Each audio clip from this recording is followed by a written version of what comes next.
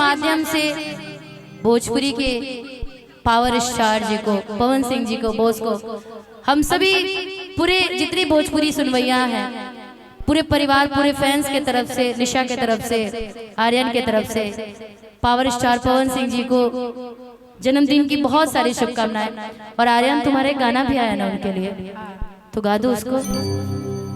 बधाई हम लोग यहीं से दे दिया जाए, क्योंकि हम लोग पहुंच नहीं पाए आज लखनऊ, क्योंकि हम लोग का कार्यक्रम था, लेकिन फिर भी हम लोग अपने गाने के माध्यम से पवन सिंह जी को यहीं से हम लोग अपने बर्थडे का विश कर दिया जाए।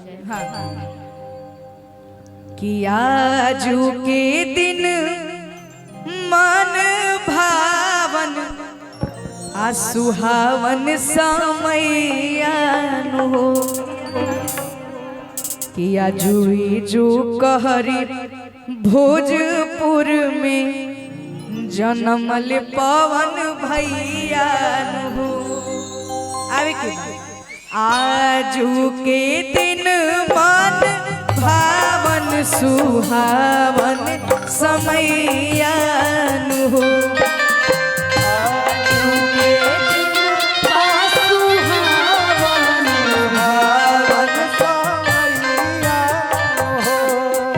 अरे आजू के दिन मन भावन सुहावन समैयानु हो।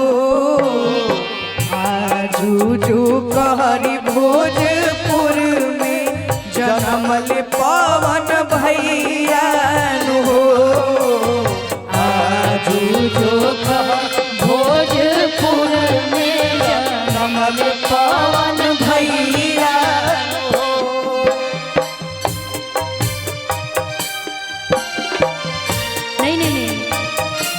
अरे सखी मंगल गाओ रे, अंबर सजाओ रे, अरे सखी मंगल गाओ रे, नदी अंबर सजाओ रे।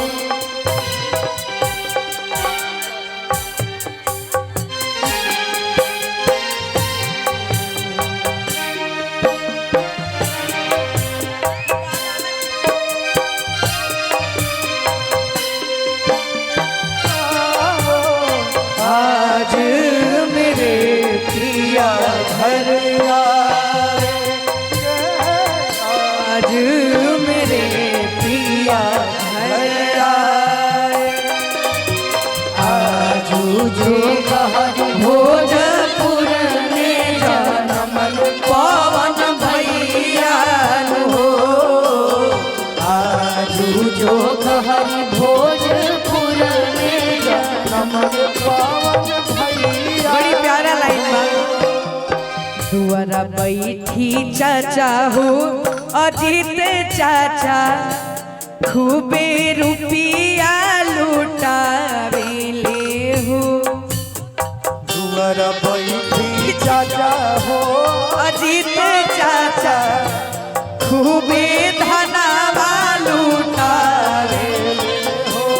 और का आमा की खुशी के ठिकाना नहीं थे, मंगल गीतिया गावेले हो। देखो देखो मंगल गीतिया गावेले हो। दुआरा बैठी चाचा हो सौरभ चाचा, खूबे धनवा लुटावेले हो। शादी की खुशी के ठिकाना नहीं थे, मंगल गाना गावेले हो। और का माला दीदी मंगेली कंगनवा, बढ़ावेली कलैया हो। आर्यन बाबू मांगे ले चायना बात, बड़ा सी सुहावन लागे हो। निशा दीदी मंगेली गहनावा, बढ़ावेली कलैया हो। जुए जो कहरी भोजपुर में जनमल पवन भैया नो आजू जो कहरी भोजपुर में जनमल पवन भैया नो।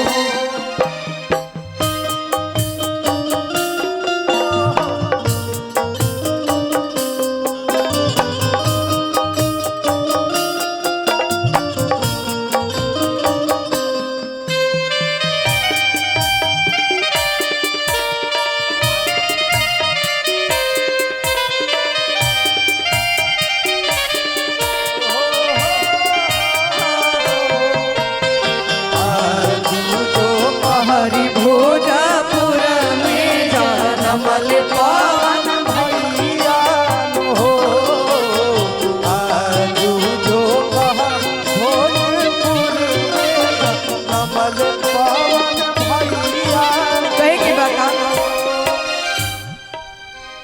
हर साल 5 जनवरी की लुगवा खुशियाँ मनावेला हो। हर साल 5 जनवरी के लोगवा खुशियाँ मनावेला हो। लमहरियो मेरिया गंगा मैया दे हस आरे अनवा गीतिया गावेला हो।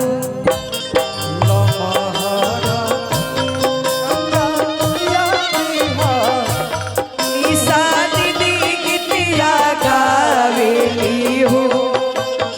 और ई का सुभाष भैया दिलावा से देत बाणे बहुते बधैया हो। जनता सब दिलावा से देत बाड़े बहुते बधैया हो। यूट्यूबर सब देत बाड़े दिलावा से बहुते बधैया हो। आजू जो कहरी भोजपुर में जनमल पवन भैया हो। आजू जो कहरी भोजपुर में जनमल पवन भैया हो। आज जो भोजपुर में जनमल पवन भैया हो। आजू जो पवन भैया हो। कि आज जो कहरी भोजपुर में कि आज यूपी आ बिहार में जनमले पवन भैया हो।